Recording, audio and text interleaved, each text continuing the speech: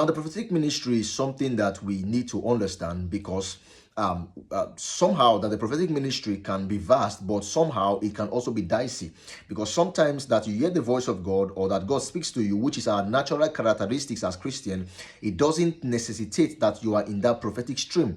Now, number one way for you to identify, number one way for you to observe that you are in the prophetic ministry is that you start seeing or you start noticing association with prophets or amongst the prophetic ministry.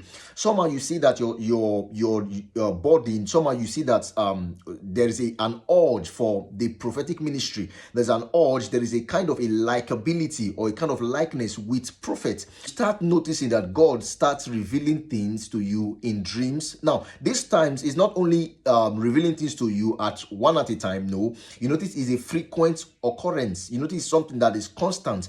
You start noticing that God reveals things to you either in dreams or in vision or in his word.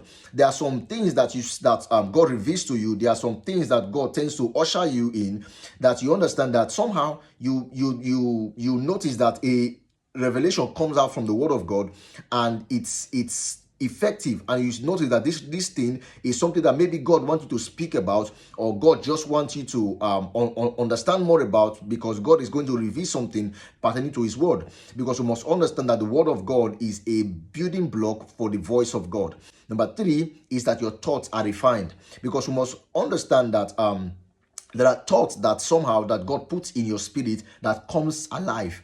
There are thoughts that God puts in your spirit that comes to pass. Your thoughts are refined. It's your thoughts are no more, okay, let me think as regard this place. Let me think as regard that place. Sometimes there are some things that you think about that it comes to pass. There are some things that you think about that it materialized. There are some things that you think about that you see it coming to pass. It may be that there is this connection to the prophetic ministry, or you are being called as a prophet. Now, number four is as regard your words are weighty. Your words are weighty. There are things that you speak casually that you see it coming to pass. There are things that the Spirit of the Lord puts in you and you speak and you see it coming to pass, because the efficacy of prophet is as regards the words that they speak. There are things that you just notice that you just say, oh, let me talk as regard this. Somehow you just want to speak as regard events. You want to speak as regard happenings. You want to speak as regard a particular issue that is going on in your life. And in that case, and you see yourself speaking and you see it coming to pass, your words are weighty, because these words that God is bringing to you is a refined word.